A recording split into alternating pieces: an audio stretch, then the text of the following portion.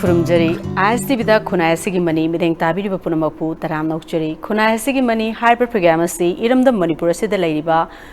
Hiram Aman Natraga Amada Mai Pakla, Murising Aduna, Karam Horki, Hose Karam the Lily, Makatarapa Punsidana Kari, Pamli, Hyper Mamadu, Kangan Uhan Nabakitamak, Potokchaba Programni, Programmasidangasi, Queen Puduna Luxury Bar, Guest Asi. Sahitya Academy New Delhi ki awardee oiba loina na hause DM College Arts ke principal oiba hause su atopa phama oina hause DM University ki School of Humanities ki din oina su thopu biriba oza Professor Sagolsem Lanchenba ni oza ha mu ta ISTV ma ke de taram nok chari oza hause pudi ma amna de loi khangduna leirabani ko oza sa kanano kaino de khona sak ta udraga su yarabani ba to chi ma amna hena khangna boza ki ten tak pa oza ki pongna phomlam dam adaga oza hause kamai tauri ha to ma ten teng thambi ai si Hanadi Sagolban Mabru Mantri Lekai Hibasida Lerame. Mapam Jayak Polopani, Aduga, Hosikamu, Hongdana, Lukram, the Lere. Masida Leirakanda Aina Aigi Natka Marile Naba, Taboksingi, Tonanaba Salaiko Nabama, Siamaga, Maduda Madugi, Kanogi, Chenil, Sandu Kotopi Tabaksi, Live program amakak Sunday kudingi tawbani ayuki pung kano dagina pung ni panin map mapan bawa masi leptana am kuire sandure sikwa mudi mafam du duda siamba de lambi ga taina kuran mai ton leire sinataba ikoigi nambol sabale kaida wana saraga koigi Meetei gi yum gi yum wayum je ama saraga salai kon lai sangam thame sidai sida koi Meetei pai pugi Thailand yum sarol mayamdu yauna toraga tauba asina yum sing ayamba yum saron kairakpa adedi khani Meetei yum sadu gi mota sangbo yum sangada lakpa adegi di koigi imuinu imagi kubam nayaktaba kholактaba phunga nayaktaba mayamdu dugi du nuaita da namudi masak ama saraga mafamdu da koina Lagi tabak sing dom fam ayam tauba semain tauga Madugi romda yamna kana junction na lejabani aduna taba topper side amada hairagadi wajiki ayak ki kanogi DM college gi wajawe na principal loina wajik pujaba adedi Dhanam University gi din loina humanities gi School of Humanities gi din loina purakna ayak ki school laman ay gi college bu mayam dagi khajiktang Hengana uba ngamra haibudu ay nakot hona jabani aduga loina na ay yaksi saitagi lamda su iba kot par su tawi aduna saitagi lamda tawbisina hojik phawda laire kun manga mu puthokre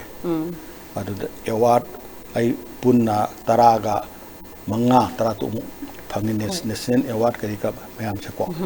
Masti mangai ay samai do. Aduna ozagi je khoi gi basem oire ba ko ozagi je khoina naina doi je hadi ozagi maram da khangning bu ja tuki matik yame ba aduna khoina episode 9 na oina sandok sera ga ngasi unari sina ozada khoi gi hawlagli bangang sing na ju yamna interesting oi ga da ba khoi gi inat lining gi matang si da oina naina je ozagi larik ki matang si da ju no ma amuk matam loroga ma do ju wari batai sanna ba gi tan ja jung lo sera ke je ko hadi hawlai bi mam si ju khanghan ba da kana ba moi dine bi inat lining ji mam na ju khangning ba moi dine ba je ko ado haji ha boina khoi ngasi Meetei lining sine khoi chatnari ba Meetei gi chatnabi oina chatnari bi je khoi pokpa da gi siba phaw da dum thorum jing mayam tawri ba side khoi gi ramandi gi gauriya gi lining lakting gi chatnabi hana leiram ba du ga haji lai ba chatnabi ji ga kari khena ba leibra leitabra masi yam sathi na khena gare samna hairabada saktam nai na ningba lininga saktam nai da na ningba lininga ani sigi lining param ani je khenei chumma lan bagi wadi ama bo leite ani mak chumi du ni ko phaba phatta ba do ama gi miengda topam ne phai ama mun to pon phai hen ba hen da hai ro ya de magi bili oi ba hong bu ji da phaba phatta ba hai do aduna tongan khar ka ju ai khoi gi Meetei gi leram ba lining masakti saktam nai da ba lining ne ai khoi gi han ngan ba leram si khoyum lai hai bidi kanano haira kana masak muwong lei taba ok pa si ba nai da ba modo khoyum lai ni haira koi ning pani aduna masak muwong lei taba pok pa si ba nai da ba haira ga di ma bodiless oira doine magi bodiless oira bu dugi magi nupi macha mama mapa kanamta lei roi ba madugumba masakti udaba layebidi puning do phawba madugumba makalgi do khoyum lai do adugi lining ama tawraga ekhoje lae adugi matamdagi mathang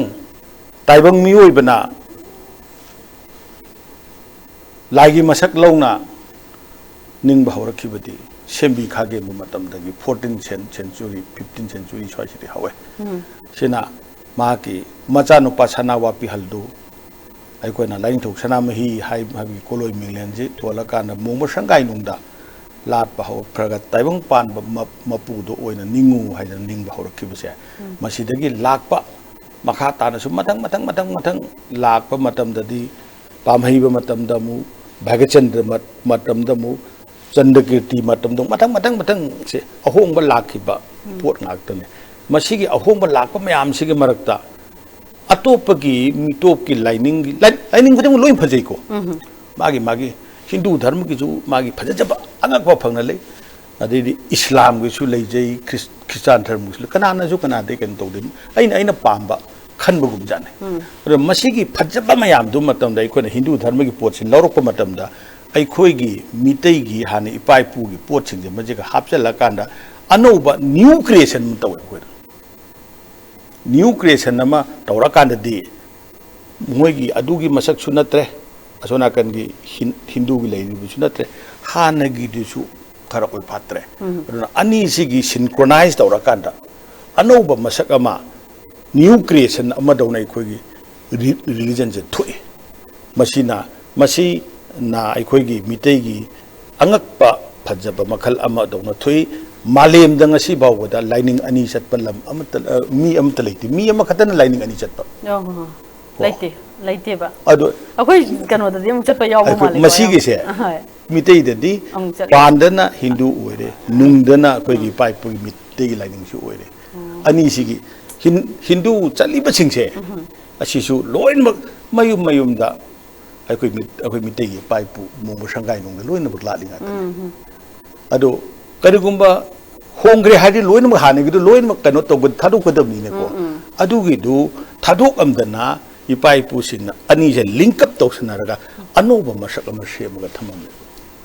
ꯃꯁꯤꯒꯤ interpretation ꯇꯣꯉꯥꯟꯕꯗ ꯑꯩꯈꯣꯏꯅ ꯇꯧꯕ ꯌꯥꯏ ꯑꯗꯣ ꯃꯁꯤꯅ ꯌꯦꯡꯉꯛꯄ ꯃꯇꯝꯗ ꯑꯩꯈꯣꯏꯒꯤ ꯍꯥꯟꯅꯒꯤ ꯂꯩꯔꯝꯃꯤꯕ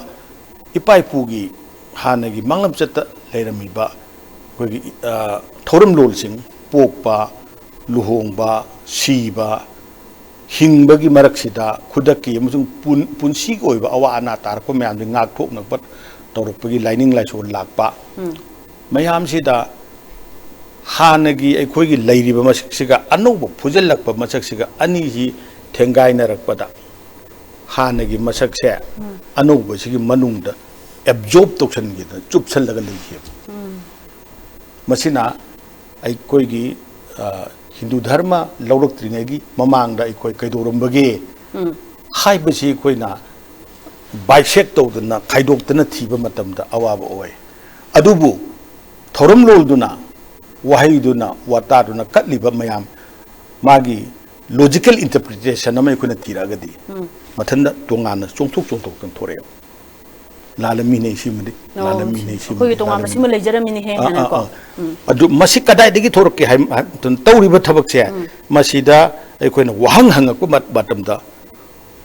another paukhum ma thorak tragadi wahang ma muk thorak tragadi maduna dum loi ta de potu da khara di chummi haina lobu yai another wahang ma muk thoragadi kadai de no ahoba ma leye ko sina kudama ma ayak pijake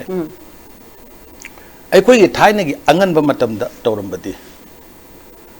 ꯂꯥꯏꯁꯤ ꯃꯁꯛ ꯃꯆꯨ ꯂꯩꯇꯕ ꯄꯣꯛꯄ ꯁꯤꯕ ꯅꯥꯏꯔꯝꯗꯕꯅꯤꯅ ꯐꯤꯖꯣꯜ ꯊꯣꯜꯂꯝꯗꯦꯅꯦ ꯃꯔꯝꯗꯤ ꯅꯨꯡꯁꯤꯠꯀꯤ ꯐꯤꯖꯣꯜꯕꯨ ꯑꯩꯈꯣꯏ ꯀꯌꯥꯝ ꯆꯥꯎꯅ ꯀꯣꯜꯂꯒ ꯌꯦꯡꯉꯨꯅꯤ ꯀꯣꯔꯧ ꯏꯄꯥꯒꯤ ꯃꯉꯥꯟꯕꯨ ꯀꯌꯥꯝ ꯆꯥꯎꯕ ꯐꯤꯅ ꯑꯩꯈꯣꯏꯅ ꯀꯣꯜꯂꯒ ꯃꯥꯒꯤ ꯐꯤꯖꯣꯜ ꯌꯦꯡꯉꯛꯀꯅꯤ ꯃꯥꯒꯤ ꯐꯝꯕꯥꯜ ꯑꯩꯈꯣꯏꯅ ꯀꯌꯥꯝ ꯀꯣ ꯃꯔꯝꯗꯨꯅ ꯃꯌꯥꯝ ꯄꯨꯝꯅꯃꯛꯁꯦ ꯑꯗꯨꯗ ꯂꯩꯔꯝꯃꯦ ꯂꯥꯏꯁꯪ ꯍꯥꯏꯕ ꯑꯃ ꯇꯣꯉꯥꯟꯅ ꯁꯥꯔꯝꯗꯦ aduna yengbiu ngasi Manipur da laisang amta de khubam di lei khubam mai di khurumnaba mafam hai bane khurumnaba mafam di magi community do na mai khul do na swai sida smai to khoram si hairam ba sin magi khoram ba nu ngai ni chani haina khanba mafam sem da tham adu da khoram na bane ko muram di lai hai ba concept se masida achau ba khena ba ma thaina ga hoji kam lai ba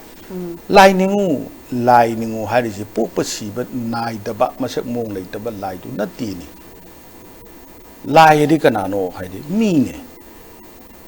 karamba mi raktagi mithoi mi hen ba afabada ni khande pattaba ni khande hena matik mayai lai ba ma taw tam jau hai ba madum ba do lai ne ba adu nai khoi Meetei de kaino ipa ipu lai ni haina ninge ba ai ipa na chalam ba do aina chat pangam de man ai ngon de gi hele ai ima na chalam ba do ai ngon de gi hele maram duna aina magi mariep tu dang tan ba phangjage mangon de gi henjage haina khoi ni bangam de ba ko kairo do na koi na moi gi machum ta jage ai koi moi kanu du phangjage haidana ni ba khakne maram aduna ngasai gi hairiba ipa ipu sing du na semamba mithoi mihen ba sing du na semamba paramdo adu da chatlaga koi Meetei na hinge ba maram da koi di lai gi machani haiba gi wahan thokti athoi ba mithoi mihen ba sing du gi macha masuni hai be wa ne makhut mari longba manga longba lai gi macha masuni hai ba natte ba mithoi mihen ba hujik so khoi myam si marak tagi khare hen ba as madu gi nupi di lai ni he haina rim ko adum lei ba se sina lai gi concept se masi gi lai si mi ni umang lai ka sunate mi nga tani mithoi mihen gi bani mafam du mana hana khunda ba han ba khangde leiba han ba khangde mana maram orena khulladu lai kai du ngak pi sen bi gi ba wa ba gi kalak ba oi ba khangde mana tawri ba society magi du na mayam da pi gi ba contribution do madu recognition taw boy na magi sa da da khulladu gi mi na mabu lai ni haidana lat na ho bane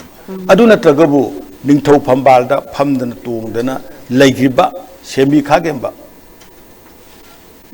deidi nauting khong umang lai oina kari latna gani latna ramisna takpadi miyam raktagi makoida thudok hendok pamatik mayai leye moi taibang mine ai bane aduna moi de khoina ibudo event ho haina kaweba palim pantho ko de aduna ngachagi khoi moiraga de khoina na ima ipa kaune ru taibang oina pokhi ba taibang chada nau da ron da makhoi gi i sando ki ba ko to ge ma chada no ran tar poi de khoina ibudo iben do kawe ba aduna bu nongda laren pakhang ba da natraga na pakhang ba da ibudo ko roga sana mahi da ipa kauri mi da pai bang han aduna ibudo gi macha du ibudo gi mayam du ipa oya bra ba khoi kenu da hairaga de bicham gi da hairaga de mathanga onadre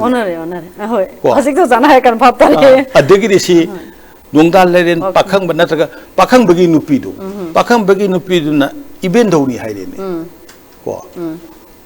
ima leibren si da bi haire ni adu idi iben do di makha leibam thu ine ba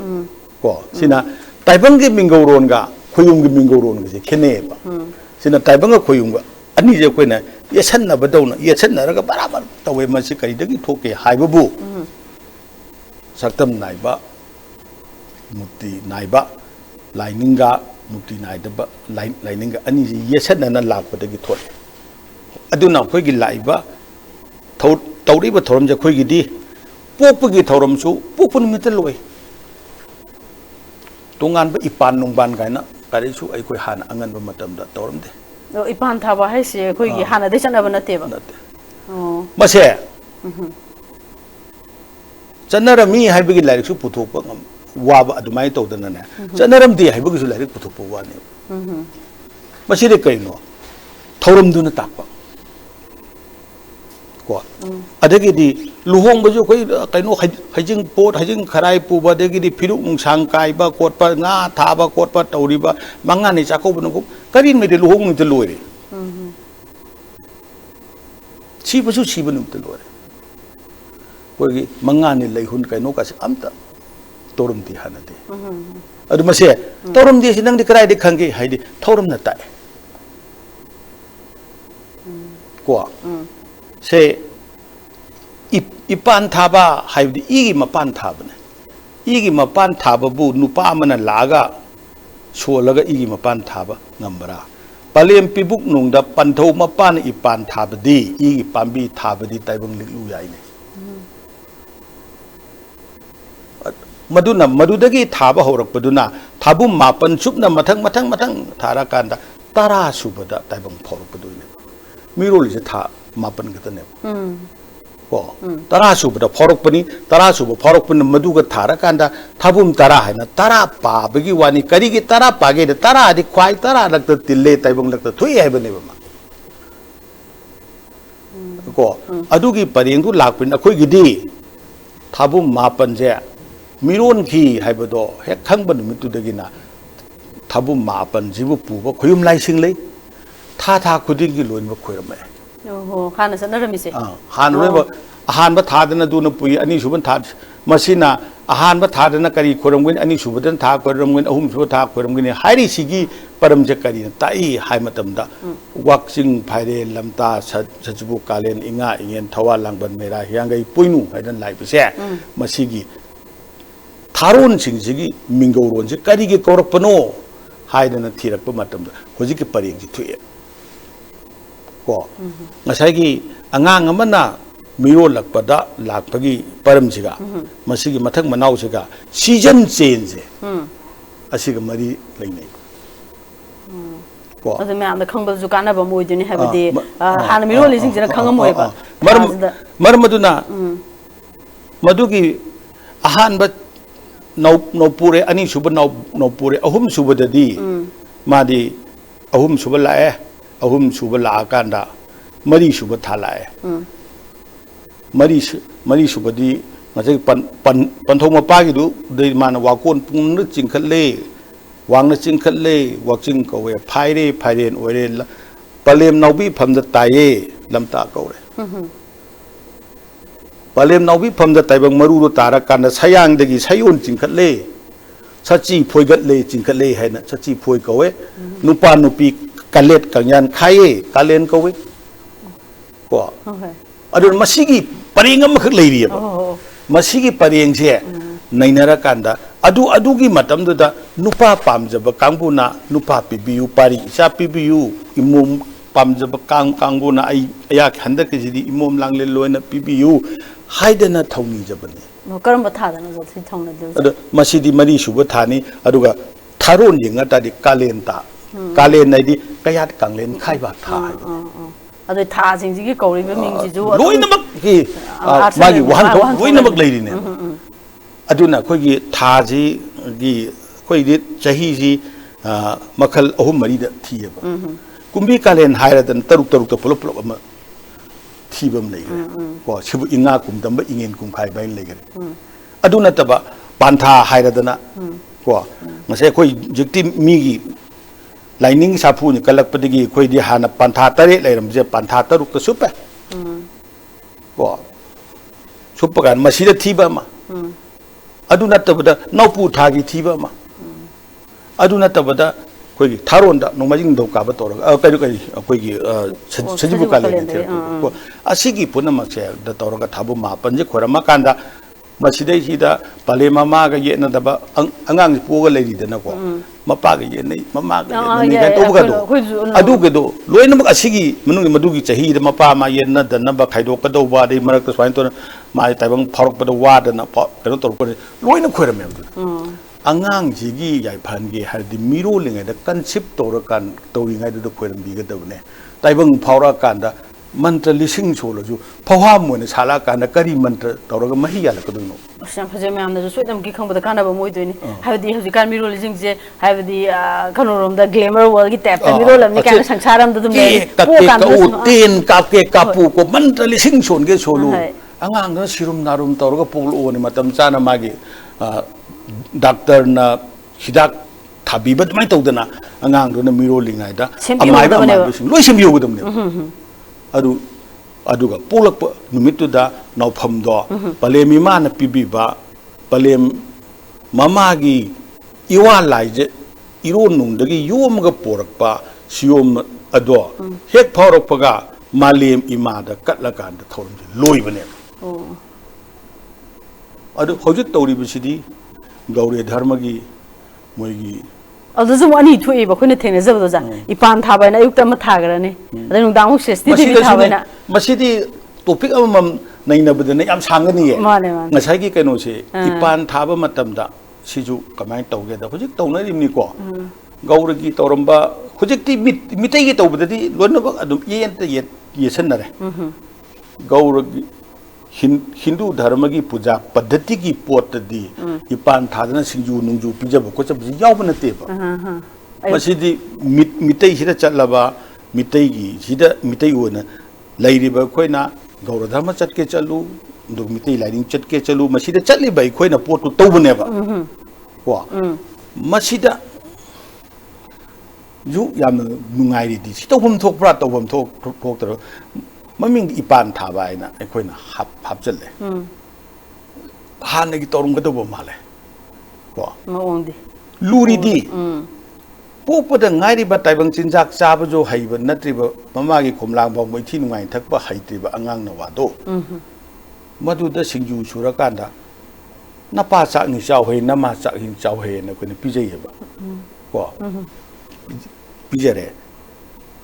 Meetei di Kaga Shoiraga Masit Makai Pija with the Canada PJ. Sorrowing away the PJ ne. Hoyum like the cut Padima Punga Tanini. Maychang the bar, Maychang the bar,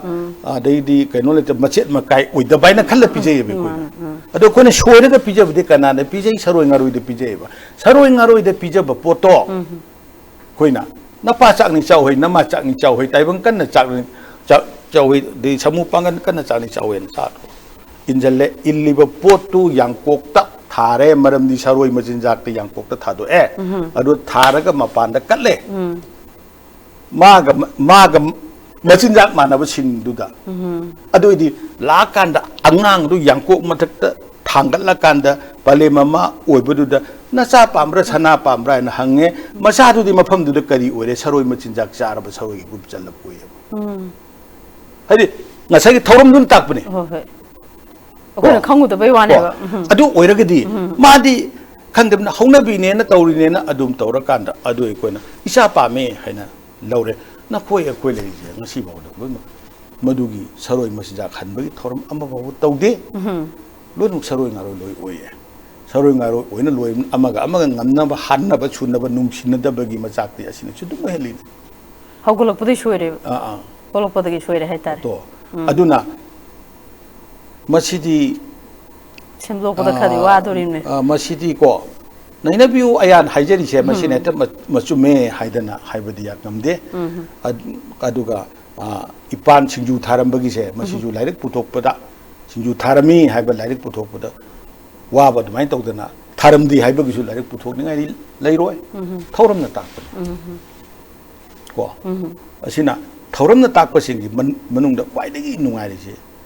Yam Kadang Samson Hydro Luhum Busi Nupi Mayum the Nupa Mayum na Nasa Ningola do PBU had a Nirakanda Nupi Mayum the Sagai Salai do Yarakanda Mama Mapadun Yarakanda Nupa Mayum do da Masa Ningoldo Pibenim Yoko Takpangam Dre hidden a sin of a table. Nearabagi Pibane, Kadigi Pibano, Taibangi Oina, Sana Lonsa Doina, Sadano, Dage, Hiragadi, Yumnak Sagai Hongi, Hibagi Sana Lonsa to Matukina, Pinip. Adu I Koigi, Shideshida, Kanana, Niaktoina, Nupa Mayumani, Nupado, Nibiru Lao, Hidana Equina, Borbatu Nena, Chalini. Nibala could even mido, Nibiru Lao. Nupadu, Mama Mapa Lumun Kadu, Mapano Sien, Pakara Tarum Hangini. Mamaduna, Wangang Bayadi, Kuzayari, and Tubin, Liam the Querum, Canada, Mabani, Sanuni, Ology, PBU, and a Karambokoyum like the Querum Yogi. Semakpadi, Apu Asa Lam Lagi, Mapotame. Sagai Salai, a popada, Kulatu Koliba, Lamgilaya do, Aduda, Hijeraga, na koi na koli ba na cha je na chu je ai gi isa ai chu oi je ai gi imo oi je ge haidana moi de ni ga da ba pot ado tu aga porei ba pot imong pusang gre ba among the thamaga koiram dra kan de kamai tor nungala kan da luhong loira kan da numit thang do ga kale mu ju kat pa haiba wai haiba mi ma to ba ti halam na kaloina adum tor kalak poni khong ba di ngarang khong gre ni je ba na te si di pi gi ba gi pau tak ne toi da ba ha na to lo kan thong dok to ko na na pau tak pa ne to masan akoi Meetei gi di maza du karam kan da tor ga di chumne hadi luhong nu mitu dum tor ga sung ga thorom ja luhong ba gi thorom di luhong nu mit taw da ne adagi di nupi si luhong ba gi nungai yai pha ba gi thabuk ne aphan nungai ta khalak thaina degi ipa ipu gi thabak ti kamai tawi nungai yai phara pati koro hunba numit ki mangal masek mangana tarang tholak pada toram laimang khaido kumba kari kumba di amam badat amam mangan sinaba matam na tawe luhong babu nupi mong bayung ga tambabu numidang wairamda nungdang da luhong badi nupi du amang baraba so how you send jing to the am the shoy ba jan ne ta se masi shoy di high ba ngamde lai ba generation ne khanda biyo ya khangom di sange ba aduga tawri ni na koina blind follower dong na koi paini na bidi chumde adun what is the reason behind that purpose koi thi tai mana tawe na sum chat pa lai ba ya de ba koina ni di nupa mayum na ni bane nupi mayum na pi bane aduga sak su nupi mayum na kawai agun pot kai ka su nupi mayum na loi ni pi adu nupi mayum na tung ho si karino macha nupi mayum pan ki ba adu nataba kari tung ho ge ba wa adu mase ni han bagi concept ta ulak no wahai da di hai ni nupi mayum sawen thabakti thoro thoro te nupa na saure ba aduna layam sawi porak pada bauda aigi nupi ese aigi taloi oijage aigi taloi ohenbiu haidana niba natti ne sona kan gi nupa du gi mama mapa du na nupi ri mama mapa da sagai salai da khoiram jabagi pira kan da ngasi dagi di chada no da jaro ko na bani se panau singnau tabagum na cha na su taro haidana yaipa thoujal pira ine ba adu hujik ti kai sanggoi hangai luhongga dore haidana benjai bengun thiongna don thilaga chatpa matam ne masibu ikai roidra thaina di lai thorum duna hana thaina di yamna ikai na ram nupi duna kari lairik phana haigi hayu phana yana tolok ba chau ba chage chau roi tu mana koi na chaladana hadan chan fain da koi na khon ta sengna sat pheri hairana hindu dharma gi mayai da mai thamakanda tarila koiraga wasakpagi mong su natte nupa du ling ya de pham le nupi du mathan ni kan koiri se wasak tar nupi du mathan ni nupa du yaw de ba aduga khoram dan tarila khoram ga lobi yu ena tor nanai lobi yu lobi yu por khoram pu de minai ena pu grami ne minai ena pu ramina ad lokak tu jare ne du ore ni magi taloi nupi oide ba munai nupi oi ke thorom je sum khalura ga di adu di nupi sing Meetei pai pu sing nupi sing wang na thamam phibam chanu ningol amabu kari gi damakta imum langlel chare han haina hairami ba madugi philosophy loina pumtu thugai garaga kaina dan kaina haibdi nupi do da kaina dan hairaga di kharap je kaina kat dan di kat pani ne ko kaina kat pai na hairaga na wafam ma thue kaina dan hairaga na wafam ma thue si jo angak pane ba chapana ba pot ado mase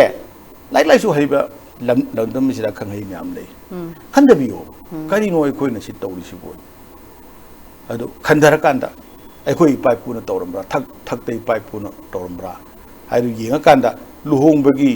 paramda khara iba yauri ba pan thoi bi khongul da khangde ma da khangde yaw braba ma chi su teng teng ro aduna มุกชีบกิลาก็รู้เช่นเดียวกันมันปุ๊กว่าได้ยินลูกหงบ่ก็หิงมันให้แต่ลูกหงไปสิกว่าตัวชีบกิชีบกินมุกใครได้กินนุ่งไงดีชีบกิเชบ้าหลักก็มาตำดะกาวรกิเชบ้าหลักสุมิตรลาสุกว่ากาวริเชบ้าหลักนะตอนนี้ก็สุกแต่มาเชมาดูกีมามิงอ่ะดูโอลานะบินดาบันดาสินี่โอ้ยนั่นโตมาเชปรับตีโอ้ยแค่บินดาบันปรับตีโอ้ยแค่เห็นดีว่ามิตรไหลนึงชัดปกิจนสุกกันดีให้ตอนนี้ก็สุกแต่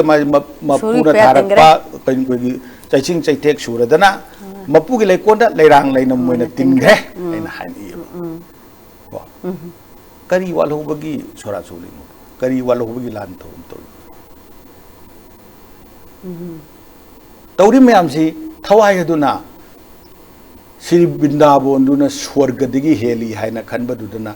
สวรรค์ดิยกจเกให้นะนิ่งบักกังบูดูนะมาดูคุรมจับนี่มาพูดอะไรคนนั้นตินกระเกนะให้ดีดูอะดูขัลลีบักกังบูดูนะมาดูตินกระนะให้ดีนี่ตินบัดลอยกระบมาตุงดาการีเลยฮูริกีมาเก็ตหักช่างอามัดตั้งไงระบทวายสิกอามัดตั้งไงระบมาปวดที่สมองช่างเนี่ยอาชีพบอกว่าคำพิไม่ได้ทาร์ดนะนัดกันมาเรียมได้รุ่นจัลลัดนะปุ่มละมักลอยเร่ปวดลอยมาเกาหลีนี่การีเลยมูริกีบมาเก็ตการีเลยมูบกีเลยหุ่นโตวันโอการีเลยมูบกีลานะทอนโตโนก็ได้เดี๋ยวมุกจัดแค่บกีลานะทอนโตวันโออะดูเตียงบ้านมาปูกิมาพัมดะเลยรังเลยนมวยนะกินเดนะยาวกระบดออะดูเด็กมุกกระได้เดี๋ยวมุกลานก็ดูอินโอบมานะมุกลานน่ะทรมโตริสโอ้ลานน่ะทรมหายลานไปกินเนี่ยโอ้ลานริงไงเด็กโตก็ต้องนั่นเตอร์เนี่ยลานน่ะทรมสิบติงเกรเนี่ยคุยกินั่นตระกันเชื่อว่าอีริสิงห์ลานละบราบ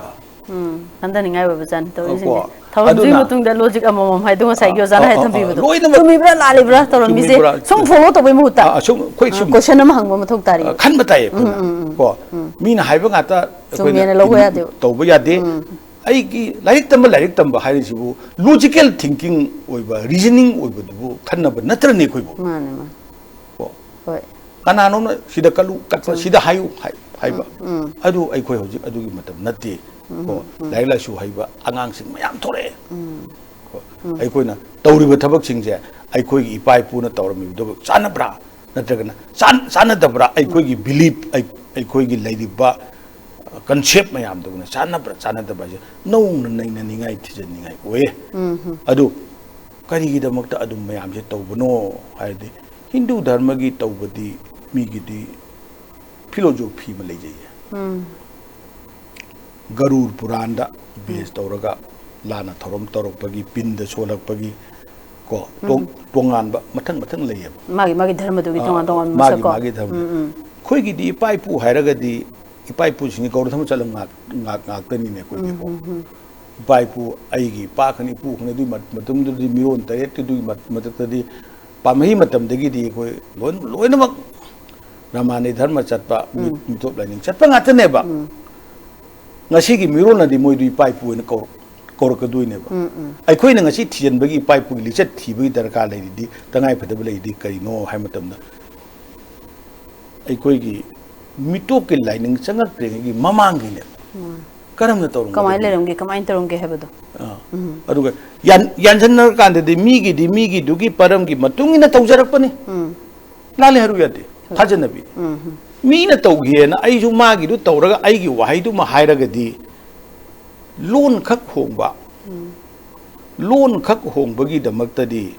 lining ओलकपगी दमक्ता थौरी यालगा हाट के जो हाचवो हाइदना इपु मोइरांग लानबना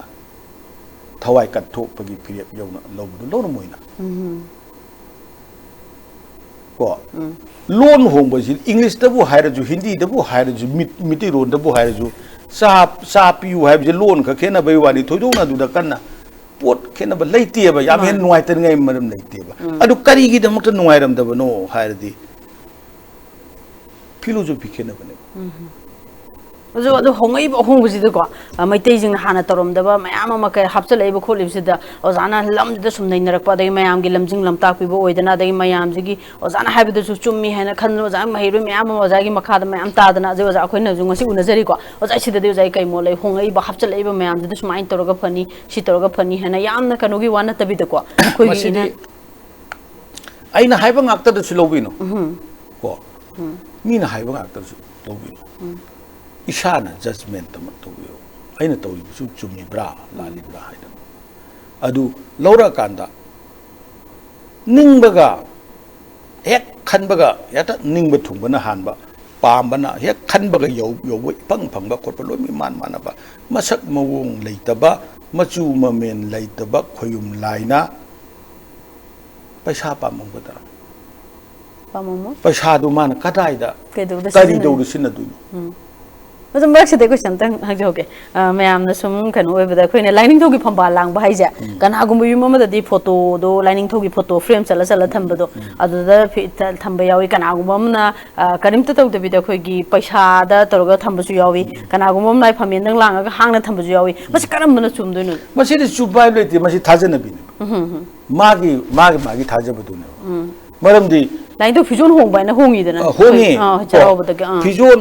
ꯐꯤꯖꯣꯜ ꯍꯣꯡꯉꯤꯁꯤꯅ ꯀꯃꯥꯏꯅ ꯇꯧꯏ ꯍꯥꯏꯕ ꯃꯇꯝꯗ ꯑꯩꯅ ꯅꯤꯡꯖꯔꯤꯕ ꯂꯥꯏꯗꯣ ꯍꯦꯛꯇ ꯅꯤꯡꯊꯧꯒꯤ ꯃꯁꯛ ꯇꯧꯅ ꯌꯥꯝꯅ ꯐꯖꯅ ꯑꯩꯈꯣꯏ ꯎꯃꯪ ꯂꯥꯏꯗ ꯎꯔꯤꯕ ꯃꯁꯛ ꯇꯧꯅ ꯑꯩꯒꯤ ꯌꯨꯝꯁꯤꯗ ꯂꯩꯔꯀꯥꯟꯗ ꯑꯩꯉꯣꯟꯗ ꯅꯨꯡꯉꯥꯏꯖꯩꯑꯕ ꯆꯨꯝꯕ ꯂꯥꯟꯕꯩ ꯋꯥ ꯅꯠꯇꯦꯀꯣ ꯍꯣꯏ ꯍꯣꯏ ꯉꯁꯥꯏ ꯎꯗꯅ ꯂꯩꯕꯕꯨꯗꯤ ꯎꯔꯒ ꯅꯨꯡꯉꯥꯏꯖꯕꯗꯣ ꯎꯔꯒ ꯂꯩꯕ ꯑꯗꯩꯗꯤ ꯑꯩꯈꯣꯏꯅ ꯃꯥꯏꯟ ꯀꯟꯁꯦꯟꯇ꯭ꯔꯦꯠ ꯇꯧꯕꯗ ꯅꯨꯡꯉꯥꯏꯕ ꯑꯗꯨꯒꯤ ꯊꯝꯃꯦ ꯁꯅꯥꯗ ꯊꯝꯃꯛꯄꯁꯤꯗꯤ ꯁꯅꯥꯒꯤ ꯃꯌꯦꯛꯁꯤ ꯂꯥꯏꯁꯦꯟ ꯃꯌꯦꯛ ꯀꯧꯋꯦ ꯃꯁꯤꯗ ꯇꯧꯔꯛꯑꯀꯥꯟꯗ ꯑꯩꯈꯣꯏꯒꯤ ꯂꯨꯄꯥ ꯃꯌꯦꯛ ꯁꯅꯥ ꯃꯌꯦꯛꯁꯤꯗ ꯈꯣꯏꯌꯨꯝ ꯂꯥꯏꯒꯤ ꯃꯌꯦꯛꯅꯤ ꯃꯃꯜ ꯌꯥꯝꯃꯤ ꯍꯥꯏꯗꯅ ꯇꯧꯔꯀꯥꯟꯗ ꯃꯨꯔꯇꯤꯗꯨꯗꯤ ꯁꯥꯗꯅ ꯂꯥꯠꯄꯗꯣ ꯂꯥꯜꯂꯛꯇ꯭ꯔꯕꯅꯤꯅ ꯁꯅꯥ ꯃꯌꯦꯛꯇꯨꯗ ꯅꯪꯒꯤ ꯃꯩ ꯃꯌꯥꯏ ꯄꯨꯝꯅꯃꯛ ꯃꯁꯤꯗ ꯆꯤꯡꯁꯤꯜꯂꯕꯅꯦꯅ ꯍꯥꯞꯄꯒ ꯈꯣꯏꯌꯨꯝ ꯂꯥꯏꯗꯣ ꯑꯗꯨꯅꯤ ꯈꯜꯂꯒ ꯈꯣꯏꯔꯝꯕꯅꯤ ꯀꯣ ꯁꯤꯁꯨ ꯑꯗꯨꯝ ꯃꯍꯥꯛꯅ ꯉꯝꯖꯕꯗ ꯈꯣꯏꯔꯝꯖꯕꯅꯦꯕ ꯂꯥꯜꯂꯤ ꯍꯥꯏꯕ ꯌꯥꯗꯦ ꯑꯩꯅ ꯃꯁꯥ ꯃꯁꯥꯒꯤ ꯊꯥꯖꯅꯕꯤ ꯍꯥꯏꯁꯦ ꯄꯨꯃꯥꯡ ꯍꯥꯡꯉꯦ ꯀꯅꯥꯅꯣꯝꯅ ꯀꯔꯤꯒꯤꯅꯣ ꯍꯥꯏꯗ ꯍꯥꯡꯕꯁꯨ ꯌꯥꯎꯋꯦꯕ ꯈꯨꯕꯝ ꯀꯩꯅꯣꯗꯪ ꯊꯝꯕ ꯖꯒꯥꯗꯪ ꯃꯄꯨ ꯃꯥꯒꯤ ꯃꯇꯤꯛ ꯃꯌꯥꯏꯗꯤ ꯑꯩꯅ ꯈꯪꯕꯒꯤꯁꯨ ꯂꯣꯏꯕ ꯅꯥꯏꯗꯦ ꯀꯣ ꯃꯁꯛ ꯃꯑꯣꯡ ꯂꯩꯇꯦ ꯍꯥꯏꯕꯅꯤꯅ ꯀꯌꯥꯝ ꯆꯥꯎꯒꯦ ꯍꯥꯏꯕ ꯉꯝꯗꯦ ꯀꯣ ꯐꯤꯖꯦꯠ ꯍꯥꯏꯕꯁꯤꯗꯤ ꯀꯩꯅꯣ ꯁꯃꯨ ꯍꯛꯆꯥꯡ ꯄꯥꯟꯕ ꯇꯥꯏꯕꯪ ꯃꯤꯑꯣꯏꯕꯒꯤꯗꯃꯛꯇ ꯁꯦꯠꯄꯅꯤ ꯁꯥꯐꯧ ꯁꯦꯠꯇꯦꯅꯦ ꯀꯣ ꯃꯥꯗꯤ ꯇꯥꯏꯕꯪ ꯅꯠꯇꯦ ꯈꯣꯏꯌꯨꯝ ꯂꯥꯏꯅꯦ ꯏꯀꯥꯏꯕ ꯍꯪꯒꯣꯏꯕ ꯑꯏꯪ ꯑꯁꯥꯗꯩ ꯉꯥꯛꯊꯣꯛꯅꯕꯒꯤꯗꯃꯛꯇ ꯆꯔꯤ ꯐꯤꯖꯣꯜ ꯊꯣꯛꯂꯦ ꯈꯣꯏꯌꯨꯝ ꯂꯥꯏꯗꯤ ꯁꯃꯨ ꯍꯛꯆꯥꯡ ꯄꯥꯟꯗ꯭ꯔꯀꯥꯟꯗ ꯍꯥꯏꯔꯤꯕꯗꯨꯒꯤ ꯆꯩꯐꯨ ꯃꯣꯟꯅ ꯀꯔꯝ ꯀꯥꯟꯗ ꯆꯩꯊꯦꯡ ꯀꯔꯝ ꯀꯥꯟꯗ ꯐꯪꯒꯗꯣꯏꯅꯣ ꯀꯔꯤꯒꯤ ꯐꯤꯖꯣꯜ ꯊꯣꯟꯕꯅꯣ ꯍꯥꯏꯅ ꯊꯣꯟꯗꯦ ꯀꯣ ꯂꯥꯏ ꯑꯃ ꯂꯩꯔꯦ ꯂꯥꯏꯒꯤꯅꯤ ꯍꯥꯏꯅ ꯂꯥꯏꯐꯤ ꯃꯆꯦꯅꯦ ꯂꯥꯏꯇꯣꯟ ꯐꯤ ꯃꯆꯥ ꯃꯆꯥ ꯑꯝꯇ ꯅꯪꯒꯤ ꯂꯥꯏꯁꯤꯗꯤ ꯄꯤꯛꯈ꯭ꯔꯖꯥꯠꯅꯤꯅꯦ ꯃꯁꯤꯅ ꯌꯣꯝꯕ ꯌꯥꯔꯤꯅꯦꯅ ꯍꯥꯏꯕꯤꯌꯦꯕ ꯍꯪꯉꯤ ꯑꯉꯥꯡꯁꯤꯡꯅꯁꯨ ꯁꯣꯝꯗ ꯑꯩꯈꯣꯏ ꯑꯉꯥꯡꯁꯤꯡ ꯂꯩ ꯆꯠꯃꯤꯟꯅ ꯃꯃꯥꯁꯤ ꯂꯥꯏ ꯐꯤ ꯀꯣꯟꯅꯒꯗ꯭ꯔꯥ ꯍꯥꯏꯅꯀꯣ ꯈꯪꯗꯅ ꯃꯔꯝꯗꯤ ꯂꯥꯏ ꯑꯁꯤꯗꯤ ꯏꯁꯦꯡ ꯁꯦꯡꯕꯗꯤ ꯑꯩꯈꯣꯏꯒꯤꯗꯤ ꯃꯁꯛ ꯃꯑꯣꯡ ꯅꯥꯏꯗꯕꯅꯤꯅ ꯃꯥꯏꯗꯤ ꯐꯤ ꯊꯣꯟꯕꯒꯤ ꯇꯉꯥꯏ ꯐꯗꯕ ꯂꯩꯇꯦꯅ ꯈꯟꯕ ꯑꯁꯤꯅ ꯏꯄꯥ ꯏꯄꯨ ꯍꯥꯟꯅꯒꯤ ꯍꯤꯟꯗꯨꯔꯣꯝꯗ ꯍꯥꯏꯔꯒꯅ ꯕꯩꯗꯤꯛ ꯀꯜꯆꯔꯅꯦ ꯚꯦꯗꯒꯤꯗ ꯍꯥꯏꯔꯒꯅ ꯍꯤꯟꯗꯨꯁꯨ ꯂꯩꯔꯝꯃꯦꯁꯦ ꯃꯤꯇꯩꯒꯤꯁꯨ ꯂꯩꯔꯝꯃꯦ ꯑꯗꯨꯅ ꯍꯥꯟꯅꯒꯤ ꯂꯩꯔꯝꯕ ꯃꯁꯛꯇꯣ ꯁꯛꯇꯝ ꯅꯥꯏꯕꯁꯤ ꯂꯥꯛꯈ꯭ꯔꯀꯥꯟꯗ ꯐꯤꯖꯣꯜ ꯊꯣꯜꯂꯒ ꯌꯦꯡꯉ ꯑꯩꯒꯤ ꯃꯤꯠ ꯍꯦꯛ ꯃꯥꯅ ꯍꯦꯛ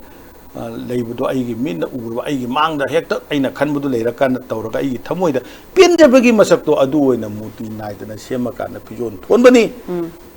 ꯀꯣ ꯐꯤꯖꯣꯜ ꯊꯣꯟꯕꯁꯤꯗꯒꯤꯗꯤ ꯃꯁꯤꯗꯤ ꯀꯗꯥꯏꯗꯒꯤ ꯂꯥꯛꯀꯦ ꯍꯥꯏꯕ ꯃꯇꯝꯗ ꯃꯊꯪ ꯅꯣꯡꯆꯨꯞꯂꯣꯝꯒꯤ ꯁꯥꯐꯨ ꯂꯥꯛꯑꯀꯥꯟꯗ ꯂꯥꯛꯈꯤꯕꯅꯤ ꯑꯩꯈꯣꯏꯒꯤ ꯍꯥꯟꯅꯒꯤ ꯅꯠꯇꯦ ꯑꯗꯨꯕꯨ ꯃꯁꯤ ꯂꯥꯜꯂꯤ ꯍꯥꯏꯔꯨꯕꯗꯤ ꯌꯥꯗꯦ ꯃꯔꯝꯗꯤ ꯃꯁꯤꯒꯤꯁꯨ ꯑꯗꯨꯝ ꯆꯠꯅꯐꯝ ꯑꯗꯨꯝ ꯂꯩ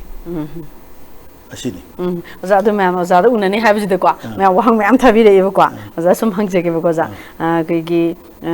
ꯁꯅꯥꯃꯍꯤ ꯂꯥꯏꯅꯤꯡ ꯑꯁꯤ ꯌꯥꯝꯅ ꯗꯤꯁꯇꯤꯡ ꯑꯣꯏꯕ ꯔꯤꯂꯤꯖꯟ ꯑꯃ ꯑꯣꯏꯔꯒꯁꯨꯀꯣ ꯍꯧꯖꯤꯛ ꯐꯥꯎꯕꯒꯤ ꯑꯣꯏꯅ ꯒꯚꯔꯟꯃꯦꯟꯠ ꯑꯣꯐ ꯏꯟꯗꯤꯌꯥꯅ ꯐꯣꯔꯃꯦꯜ ꯑꯣꯏꯕ ꯔꯤꯀꯛꯅꯥꯏꯁ ꯇꯧꯕꯤꯗ꯭ꯔꯤꯕ ꯀꯔꯤꯒꯨꯝꯕ ꯃꯁꯤ ꯇꯧꯕꯤꯔꯗꯤ ꯀꯌꯥꯝ ꯀꯥꯟꯅꯒꯗꯒꯦ ꯔꯤꯀꯛꯅꯥꯏꯁ ꯇꯧꯕꯤꯅꯅꯕ ꯁ꯭ꯇꯦꯞꯁꯦ ꯀꯔꯤ ꯀꯔꯤ ꯂꯩꯕꯒꯦꯅ ꯃꯌꯥꯝ ꯍꯪꯕꯤꯔꯛꯏꯕ ꯁꯅꯥꯃꯍꯤ ꯂꯥꯏꯅꯤꯡꯁꯤ ꯁꯅꯥꯃꯍꯤ ꯂꯥꯏꯅꯤꯡ ꯑꯣꯏꯅꯗꯤ इंडिया गवर्नमेंट के सेंसस की रिपोर्ट मसी याव होकरे मदुना इंडिया गवर्नमेंट की सेंसस की रिपोर्ट सनामी लाइनिंग की निंगबसिंगी मसिंग पुथोक हौरबनिना लैंगा की माइकैदगी मसक खंगे हाइबसि माइकोय हाइबे याय अनि सुबदा सनामी टेम्पल बोर्ड हाइरिसे मसी मणिपुर सरकार ना मणिपुर की लैंगा सेम बोर्ड ने जाजु कुइने लेबिरमे को थोपुरगा तुना लैंगा ना मसक खंगदना अदुगा असेंबली द पास तौरगा सेमते को अदुना मसीगिदी अदुम लैपाक नि मसक खंगे अदु मियाम न होनबगी नत्रगा न तौरपे दुम चावखलक त बायदु मियाम खुद लेरे जदो कोई सनामही लाइनिंग से अखोना कईगुंबा कोई क्रिस्टियन चले हारगजु जिसु लेरे अदगिदी बुद्धिज्म हारगद बुद्धिस्ट लेरे मागी को अदुमाना कोई मैतै की ओइना करम ईश्वर से कोई मैतै की चप चाबा सिमदे कोइना फिदम नाय हाबदी ईश्वर ने हाना करम लौनी कोइना मसिदा लाइ अमगतने मफम होंगुबगी मतुंगना ममिंग होंबने मसक होंबने मयुमदा पाबुंग कोरमबदो ऑफिस द चलम तम डायरेक्टर ओदंगा त डायरेक्टर साहेब बेना हायब को पुलिस द यूनिफॉर्म द लैब तारदी मचा नुपा दुना चौबा फम पाइबो ओरगदी मचा नु जगी मपा दुना खर हंदब फम पाइबो दि चंगबद सलांको तामने को सुमाइना मफम गी माना खयु मतिक मयाई फुजोक फम मफम दो मधुगी ओइना कोलोई ममिंग होंबने लाइदे अमतन अदुगा लाइमिंग होंबगी मथौ होंबगी ममिंग होंबगी थौरम लोन होंबगी थौरम दुदा चंगद पोलम तुंगा लग हजुर तसेंगना खुगी इनात लाइनिंग मरम द थिजलगदे अरांग एतुकि मतिक भाउस ओगदोरि नि तसेंग अदु मसे अमगतन थाजर लोइरे होय को अजानो सा हागिबदो मी अमना मपुनसिदा हिंगबदा लाइनिंग अनि जत्ते हेबदो अदो हजे अनि जत्पगुंबा हेबदे अनि जत्प मानबगी मवोमा हेबदे अयुक्ता इपान थाबा तरोगजु नुंगिंदा सेस्टी देबी थाबा अदगिदि अयुक नुंगा हे अदगिदि अयुक थोरातसु अयुक्ता कनो तौरे थौरम म तौरे को नुंगिंदा मुक तौरेबा सुमाना अनि नि थोबजे ओजा सुम सिसे मसी कमाइना तौबेदा अखोय पुनम फनी हायरगदि पपान पाबने नुंगाइनी हायरगदि पपान पाबा सुम मैम सु खंगदम कानानि मसे ओजि तौरे फनी हाय तारगदि तौदनि मसी तौरगदि फनी फदौ माले दाना पतौद तौवे होय होय मोय दिसमाइ तौवेना मोय दिसमाइ तौवे दुदे अखोय तौजे अखोय यामना नोंनिंगबम खक वरी मक थापसिन जगे को करी नु हायबा मतमदा टेक्सन हंजनदना बायने सिरा कांदा मा पांगथोकबा मतौवे टेक्सिन हंजनदना बाय लैगिदबा मपादो हिंगिङै मतमदा इकोइना पिजनिंगबा पिजौबा ngमौदे मागना अनिंगबा पामा कया कोइगी पुंसीगी इमुंग मनुंगी लैता लाइरगी सेलिङैदा अहल लमन सिंगदो नुंगाइना वरी वताइ साबा ngमौदे थौगलनिंग मतिक चाना तोंबा ngमौदे मदुना मथंगी मपोक नंगना अमुक ताइबंग ओइना पोलाबदी नंगी सागै सलाइसिदा अमुक हन पोकपिरउ मतमदो नंगी अवाटपदो अइना अमुक तौब ngमगे कोना हानदि खोइरम नरमेबा हुजिकति टेक्सन हंजनदना बाइ कोलममनिना मपादो हंजन बिरनु हाइरेनि ममादो हंजन बिरनु हाइरेनि सिबु नुंसिरिब्रा नुंसिदब्राबा तवे नुमिदांगदा थौरम हे पांगथुएबा सिना टेक्सन हंजनदना बा तौरमबदी मिसकदा तौरमबा नते मिसीदे तौरमबा हाना तौरमबदी को करमबनो इ लाउबा अकीबा पोक मिसी मिहात ओ सिरिबा मिजिगी मिसीजिगी मतुंगिना तौरम थौरमनेबा कोइगी पोक सिबाइ सिदी पोलकनु यारो सिगनु यारो अदुम सिनेबा अदुम पोक अदु पोलकनेबा अदु सिहनबिनो ओइना खुरम यारो पोक सिबदी खोयुम लाइगी परमने को अदुम सिदी थोलकनेबा ai khoina khoram jari siba taraga ju I lauba pakatpa ꯊꯕꯛ ꯌꯩꯕ ꯃꯤꯍꯨꯟ ꯆꯣꯡꯕ ꯑꯗꯨꯒꯨꯝꯕ ꯃꯤꯁꯤꯗ ꯁꯤꯍꯟꯕꯤꯒꯅꯣꯅ ꯑꯗꯨꯒꯨꯝꯕꯒꯤ ꯊꯧꯑꯣꯡꯗꯤ ꯆꯦꯛꯁꯤꯟ ꯍꯟꯖꯤꯟꯕꯤꯒꯅꯣꯅ ꯇꯧꯔꯝꯕꯅꯦꯕ ꯃꯤꯅ ꯐꯩꯖꯩ ꯆꯤꯡꯉ ꯍꯥꯠꯄꯒꯨꯝꯕ ꯎꯇꯨꯞꯅ ꯊꯣꯝꯃ ꯍꯥꯠꯄꯒꯨꯝꯕ ꯀꯣ ꯅꯦꯆꯔꯦꯜ ꯗꯦꯠ ꯅꯠꯇꯕꯁꯦ ꯅꯦꯆꯔꯦꯜ ꯗꯦꯠ ꯅꯠꯇꯕꯁꯤꯡꯁꯦ ꯃꯗꯨꯝꯅ ꯇꯧꯍꯟꯕꯤꯒꯅꯣꯅ ꯇꯧꯔꯝꯃꯦ ꯑꯗꯣ ꯍꯧꯖꯤꯛꯇꯤ ꯁꯦ ꯃꯌꯨꯝ ꯄꯥꯟꯗꯕ ꯋꯥꯕ ꯆꯨꯛ ꯁꯥꯕ ꯍꯥꯏꯅ ꯃꯤꯁꯤ ꯆꯥꯗꯕꯅ ꯃꯁꯤ ꯍꯟꯖꯤꯟꯍꯟꯕꯤꯒꯅꯣꯅ ꯈꯨꯔꯃꯤꯅꯤ ꯃꯌꯨꯝ ꯄꯥꯟꯗꯕꯁꯤ ꯖꯨꯒꯣꯠ ꯆꯥꯗꯕꯅꯦꯅ ꯈꯟꯕ ꯇꯥꯔꯒꯗꯤ ꯃꯨꯅꯤ ꯔꯤꯁꯤ ꯃꯌꯥꯝ ꯕ꯭ꯔꯍ꯭ꯃꯆꯥꯔ ꯆꯠꯂꯗꯅ ꯂꯥꯏ ꯅꯤꯡꯉꯤ ꯃꯌꯥꯝꯁꯤꯗꯤ ꯀꯝꯗꯧ ꯇꯥꯕ ꯀꯣ ꯃꯁꯤꯗꯤ ꯁꯤꯗꯤ ꯄꯨꯛꯅꯤꯡꯒꯤ ꯐꯤꯔꯦꯞꯅꯦ ꯀꯣ ꯌꯨꯝ ꯄꯥꯟꯒꯦ ꯌꯨꯝ ꯄꯥꯜꯂꯣꯏ ꯍꯥꯏꯕꯁꯤ ꯄꯨꯛꯅꯤꯡꯒꯤ ꯐꯤꯔꯦꯞ ꯃꯥꯒꯤ ꯃꯔꯝ ꯃꯥ ꯌꯨꯝ ꯄꯥꯟꯗ꯭ꯔꯦ ꯀꯥꯏꯅ ꯁꯨꯛ ꯁꯥꯕ ꯍꯥꯏꯅ ꯑꯃ ꯍꯦꯛ ꯃꯁꯤ ꯇꯧꯕꯤꯔꯣꯏꯗꯕ ꯊꯕꯛ ꯇꯧꯕꯤꯔꯣꯏꯗꯕ ꯊꯕꯛꯅꯦꯕ ꯑꯩꯍꯥꯛꯀꯤ ꯏꯃꯨꯡꯗ ꯂꯥꯏꯅꯤꯡꯕ ꯊꯣꯔꯛꯀꯅꯨ ꯍꯥꯏꯁꯤꯕꯨ ꯑꯩꯅ ꯍꯥꯏ ꯌꯥꯕ꯭ꯔꯅꯤ ꯑꯗꯨ ꯑꯩꯅꯁꯨ ꯉꯝꯃꯣꯏ ꯀꯣ ꯄꯟꯊꯧ ꯏꯄꯥꯕꯨ ꯅꯤꯡꯕ ꯄꯂꯦꯝ ꯏꯃꯥꯕు ꯅꯤꯡꯕ ꯑꯩ ꯇꯥꯏꯕꯪꯄꯥꯟ ꯄꯨꯟꯁꯤꯁꯤ ꯈꯣꯡꯗꯥꯖꯈ꯭ꯔꯔꯣꯏ ꯑꯩ ꯃꯁꯤꯗ ꯆꯠꯆꯈ꯭ꯔꯒꯦꯅ ꯅꯤꯡꯕ ꯊꯣꯔꯛꯀꯅꯨ ꯀꯅꯥ ꯌꯥꯔꯛꯀꯗꯒꯦ ꯑꯗꯨ ꯊꯣꯔꯛꯄꯗ ꯃꯗꯨ ꯇꯦꯛꯁꯤꯟ ꯍꯟꯖꯤꯟꯕꯤꯗꯅꯕ ꯍꯥꯏꯅ ꯈꯣꯏꯔꯝ ꯇꯥꯔꯒꯗꯤ ꯀꯔꯤ ꯋꯥꯍꯟꯊꯣꯛꯅꯣꯕ ꯑꯗꯣ ꯇꯦꯛꯁꯤꯟꯕ ꯍꯟꯖꯤꯟꯕ ꯍꯥꯏꯕꯁꯤꯗꯤ ꯑꯩꯈꯣꯏꯅ ꯄꯥꯝꯗꯕꯗꯤ ꯃꯤꯁꯤ ꯆꯥꯗꯕ ꯊꯣꯛꯍꯟꯕꯤꯒꯅꯣ ꯍꯥꯏꯕꯅꯦꯕ ꯍꯧꯖꯤꯛ ꯐꯥꯎꯒꯤ ꯑꯣꯏꯅ ꯑꯩꯈꯣꯏꯒꯤ ꯃꯩꯇꯩꯒꯤ ꯂꯥꯏꯅꯤꯡ ꯏꯅꯥꯠꯁꯤꯗ ꯌꯥꯝꯅ ꯆꯠꯆꯅꯤꯡꯕ ꯃꯤ ꯃꯌꯥꯝ ꯑꯃ ꯂꯩꯔꯤꯑꯕ ꯑꯗꯣ ꯆꯠꯆꯅꯤꯡꯕ ꯑꯗꯒꯤ ꯆꯠꯂꯒꯁꯨ ꯑꯩꯈꯣꯏꯒꯤ ꯁꯣꯁꯤꯌꯦꯜ ꯃꯦꯗꯤꯌꯥꯁꯨ ꯌꯥꯝꯅ ꯏꯐꯦꯛ ꯇꯧꯋꯦ ꯇꯁꯦꯡꯅ ꯍꯥꯏꯕꯗꯤ ꯑꯃꯅ ꯑꯃ ꯇꯧꯔꯛꯄꯗ ꯉꯥꯡꯕ ꯆꯩꯕ ꯑꯗꯒꯤꯗꯤ ꯃꯤꯒꯤ ꯙꯔꯃ ꯑꯃ ꯆꯠꯄꯗ ꯍꯦꯛ ꯉꯥꯡꯕ ꯁꯨꯝꯕꯁꯤꯁꯨ ꯊꯣꯏꯅ ꯇꯧꯍꯟꯅꯤꯡꯗꯦꯀꯣ ꯇꯁꯦꯡꯅ ꯍꯥꯏꯗꯤ ꯃꯥꯏ ꯑꯄꯥꯝꯕ ꯆꯠꯄꯒꯤ ꯔꯥꯏꯠꯇꯤ ꯂꯩ ꯑꯗꯨ ꯀꯅꯥꯒꯨꯝꯕ ꯑꯩꯈꯣꯏꯒꯤ ꯏꯅꯥꯠ ꯂꯥꯏꯅꯤꯡꯁꯤꯗ ꯂꯨꯞꯆꯕ ꯑꯗꯨꯒ ꯆꯠꯄꯁꯤꯗꯤ ꯑꯩꯈꯣꯏꯒꯤ ꯀꯔꯝꯍꯥꯏꯅ ꯀꯩ ꯇꯧꯒꯗꯕꯅꯣꯗꯤ ꯊꯧꯔꯝ ꯈꯪꯗꯕ ꯃꯌꯥꯝꯁꯨ ꯂꯩꯔꯤꯕ ꯑꯗꯣ ꯃꯣꯏꯁꯦ ꯈꯪꯒꯦ ꯍꯥꯏꯇꯥꯔꯒꯗꯤ ꯀꯔꯝꯕ ꯂꯥꯏꯔꯤꯛ ꯅꯩꯅꯔꯒ ꯑꯗꯣ ꯀꯔꯝꯍꯥꯏꯅ ꯇꯧꯔꯒꯗꯤ ꯈꯪꯕ ꯌꯥꯅꯤ ꯀꯥꯏ ꯈꯟꯕ ꯂꯣꯏ 이한 한보다 라이 하면 다들 비슷하고 마치 라이릭 바라가 야로 필 떠거든요 부닝다 필 떠라간다 라이릭 바라가 콜라가 야로 필 떠봐 필 떠라간다 라이 하면도 이마 이빠 하이버도 그냥 떠간다 마치 마사나 마탄다 돌아가더군요 라이릭도 이리버 마얌지디 쿠탕 마주 고임라기 마사니나 마기수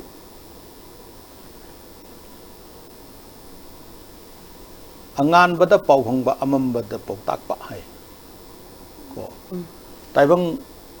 thui ngai matam madu kamai tawjan lai se kamai tawjan kai do ai khoi mayam hange kana gumba khara ga di tarangda khomlen manglanda kana gumam sara aduni adane na hai mi gi wari da yengakpa matam da bhakta palada na lai ningbabu karamba guru nu mayam khalaga puran mayam parga ped mayam parga ningu braba mabo shaga pamai shaga ningjabdu da ningu sasagibna phaiba aduna ihan han bada lai ningbagi tawbigi haidi thajaba mukhatam darka tangai badu bule o miyoi bagi tawbangam bachigi wangmada beyond our capacity kana gumba ansin ma power ma leibu pore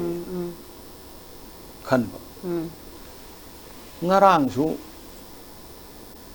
numit thore ngasi yu thore hayeng thore noksup da dum tage somno tage nomata su sona ka ni thorona ko adu kari gi no sone su thore swaida kokpa yenju ke na khol yuman kantara america ju ke na khol tum hawalak matam da japan ju khomi russia ju khomi yen mayam sin ngasi dagi de khoi tum nungalak pada ke na khong ji na warib na gibra ba ko adui kari no manar ji kai ko handaki yening tha lakpa matam da lairang na phugai na sali hairang na pale koi mu kaya nga pai loi gi mathang yening thar su lai adum lai adudi yening tha sina pambai oiraga mioi bida kana na kari no ma hai na ba hona ri bra wanga ta amamba matamda apam khudingmakta pum mamdana leiraba matam numit ki thagi mangal phangaktra matamda thawam bisana kupet ngalaga leiram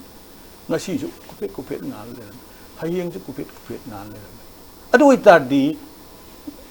nongdo na tiasi wangmada leiba kanagum nang bung ta laung hena kaurakpadona igi thamoi phaw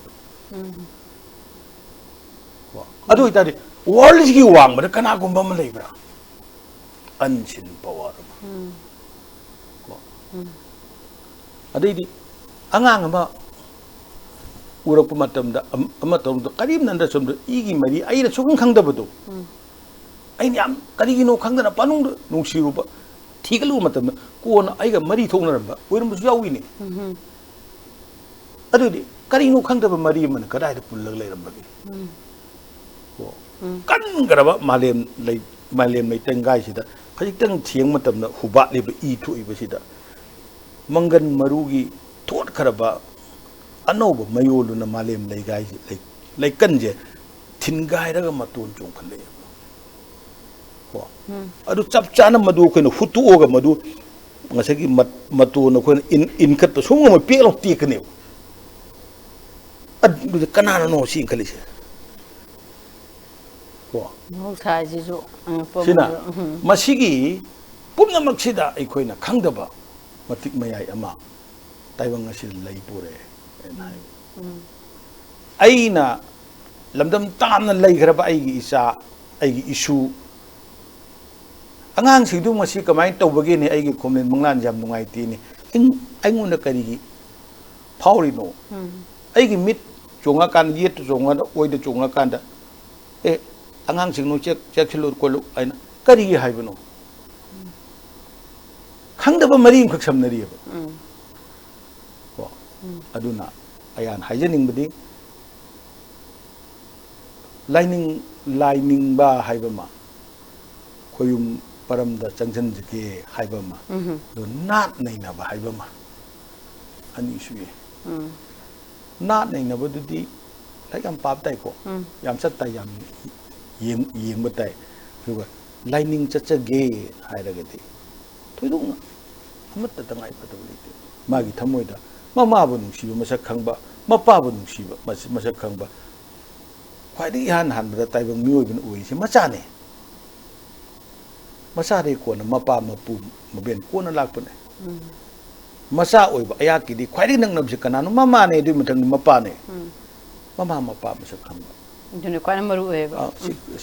Oza do koi gi hingbagi da hek pok podagi na siba bogi thauram pareng atuk matik lei ko. Oza nju tham video jana ngai pan bigi ba salai kol do. Salai kon jigi habi salai kon jida du puna maktu loina mak phangadra koina ga salai kon jida koina salai kon haji YouTube oina koina jum thengna jigi ba ka. Spelling do SALL oiba AIKON salai kon. Oza sidai jida to video jina kai. Masi sumaina to buni salai kon ai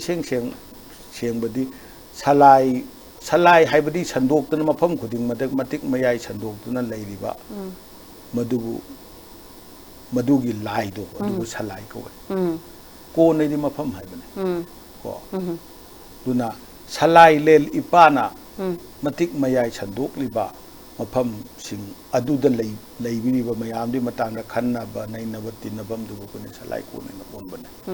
Jana sumain sum leibirabani na de na kimram da sum yam ma ko thagat pire do kai gumba matam da khoi gi atop lining chat pasing na da gi di social media ji da ade ngang pokhor pa chaiba kumba dum du dhengna bi da bro ja kamai ka phaubi sim tang de nei masi kamai to ga mai mai wakhale du ni da masi di nuksina hairak pasu yawi thine cherak pasu yawi adu masi di mana khanbado khanganu yaro mana khangdadana natragana khandadana mana hairakpani aduna adum masidi lining asidi thajanabagi pot oibanina awai akhum kaidong da tawbigano ko lining khuding makse afaba ngakta magi phajaba loi lei jana sa heavy gi ko sina maramdi phajabadu nabu mi karur kaya matung de illine mi lak ta matung de illine phajaram da dikana su illoina ko oza do masagi ina lining da poksara ba da gi dai Meetei ni ka haijaba haijaraga masagi thorum paring di kai kai jaba haidi adum yan yan san bagi mong to bu mayam yauri ba oza mayam du da khoina yamna to dharma khulu bai na mana tabu ko mayam du da kai haibining yam tang haibiro mayam du da haibining si ai khoi gi oiba thi si ye na ke khongak ta da mu khong ta ri yen du yen oiroi ba yen ori se ke khong pagi ne hui ori se go khong pagi ne hui na nyau khong ri hui oiroi ne Meetei ori di Meetei oi se Meetei li chat se kari leram bagi hai bodo masina chumi masina chumam gani khan ba mikup da kudak ta hong dok pangam se ko ai pa du tormi ipu du tormi mapa ma punung sibu yam phai pati haibadi nate adubu ipana lana chalama matam da di magi haktak ta chumaku matam da layoi kharaba mapa duna layoi kharaba mama duna pari bungo nungsiba imom lang ne nungsibi napa haktak ta di nama haktak ta di ngamam da buru na haktak ta ngameko haidana pinja duine ko Waro nung leba kaba ngamdadana swaida sairaga mira lamba oina sairaga lerami do thorum da dum mapari duna mamum langin duna chumna torok matam de koro nung leba kaba ngamaka duini ko aduna param singje sengna karam marakta yan janba ithakki irangi thorum je loina mo lokthok pusume Meetei gi lining da irangi po jawte nungsiba po ni nunglukpa gi po ni maram aduna hairiba singje adu nunglukpa nungsiba duna mang thara kanda sangsi irang singsi lauthoksi irang si di nungda adum thambiu lo laga dum thambiu panda puthok pirakanu panda puthok piragadi masi aikhoi si luhong bada cake kaksalai khudop sijalai thaban chungjalai ko achi koi phayen hairak tabni ko asum mayam tu thokna phayen kala ado yang nungai awari je to ki mati saning buje to ya me do matam gi lei matam ge kakna bhaibam su lei bani na oda mathang de jong wari batai sanna bagi tan jawda logje ko ado zawai boina wasana ngasi boki punsi sida hojik mayam na sakhangna ba Professor Sagolsem Lanchenba na mayam na si boki thak yor ko juja kana da ge de wasana credit pinimi oja gi punsi de si boki yo po thak sida aina ai oirak padi ai bu popirak pi ima ai bu popirak pa ipa adagi di aina ai oine hingba sida aigi turakado matamda ngakpiri si aigi nupi ko aina wakal tarak taraba ma matamda aigi wakal kalkasum pibi ba kopi ba aigi mar mapangsin amamba matamda aina karim khangdana nawai ozana tak khibudo ngasi ningjang akanda ozan tak do maduna ni ko khakana ai ngonda anoba mangal piba ai tak pi tambi gi bai pasak la busi ai moida credit pi jam nungai je oza matam ge kakna bolem ni wari je to ke mate khangni ko za ozana credit pi bi ba sing do ta sengna ozana gi fidam ngai ba ozana ngasi bu yok pada sibu mayam do gi mateng ni ko oza adu oza khoi gi kana gomba khoi gi oza makha da de khangjaning dana makha tar ko da ina lining da sachaning dana thijaning ba mayam amasu khoi gi ISTV de viewers mayam yom de oza do makhoi mayam do oza gi maina lakning hai ta do oza katai lakani oza ai gi hojik laijeri ba lukam rekta head office oina lairi ba koi gi salai kon gi loisang je asida lakpiu aijo hujik makti koi gi lainga ki thabak puba ama oina mayam puri banina adugi matam ji mayam chillaga ju nongmaijing haiba numit se nongmaijing haiba numit si ayukki matam je masidi ai lepak mayam gi dam khaido ga thamena khangni mam du dum tana bagi dong chablai ai na loin khangjaba itik oide aduga ai ne khangbang haidi manung mapan nai dana ai loin haidok se sina mayam lakpi nupa kaya lakpi nupi kaya lakpi aibu kan thajabi ba ko aina ngamoi daba aina khangoi daba da ayana khangni haiba itik oide ngamoi adum haijei ko aduga aina khangbada di loin ma ai ꯅꯤꯡꯅ ꯇꯦꯡꯅ ꯂꯣꯏꯅ ꯍꯥꯏꯗꯣꯛꯆꯩ ꯑꯗꯨꯅ ꯃꯌꯥꯝ ꯑꯗꯨꯝ ꯂꯥꯛꯄꯤꯕ ꯌꯥꯏ ꯑꯩꯈꯣꯏꯒꯤ ꯁꯒꯣꯜꯕꯟ ꯂꯨꯀ꯭ꯔꯥꯝ ꯂꯩꯔꯛ ꯃꯆꯤꯟ ꯑꯁꯤꯗ ꯁꯂꯥꯏꯀꯣꯟꯒꯤ ꯑꯣꯐꯤꯁꯁꯦ ꯑꯁꯤ ꯂꯥꯛꯑꯒ ꯃꯌꯥꯝ ꯑꯗꯨꯝ ꯎꯅꯕꯤꯕ ꯌꯥꯒꯅꯤ ꯊꯥꯒꯠꯆꯔꯤ ꯑꯣꯖꯥ ꯃꯌꯥꯝꯅꯁꯨ ꯁꯣꯏꯗꯅꯃꯛꯀꯤ ꯄꯨꯛꯅꯤꯡ ꯂꯧꯁꯤꯡ ꯑꯣꯏꯔꯝꯒꯅꯤꯅ ꯈꯟꯖꯩ ꯃꯈꯥ ꯇꯥꯔꯛꯄꯁꯨ ꯑꯣꯖꯥ ꯋꯥꯔꯤ ꯋꯥꯇꯥꯏ ꯁꯥꯟꯅꯕꯒꯤ ꯇꯥꯟꯖꯥꯗꯨ ꯂꯧꯖꯔꯛꯀꯦ ꯑꯣꯖꯥ ꯌꯥꯏ ꯐꯔꯦ ꯌꯥꯏ ꯐꯔꯦ ꯉꯁꯤꯒꯤꯗꯃꯛꯇꯗꯤ ꯈꯨꯟꯅꯥꯏ ꯑꯁꯤꯒꯤ ꯃꯅꯤ ꯃꯤꯔꯦꯡ ꯇꯥꯕꯤꯔꯤꯕ ꯄꯨꯝꯅꯃꯛꯄꯨ ꯑꯃꯨꯛꯀ ꯍꯟꯅ ꯈꯨꯔꯨꯝꯖꯔꯤ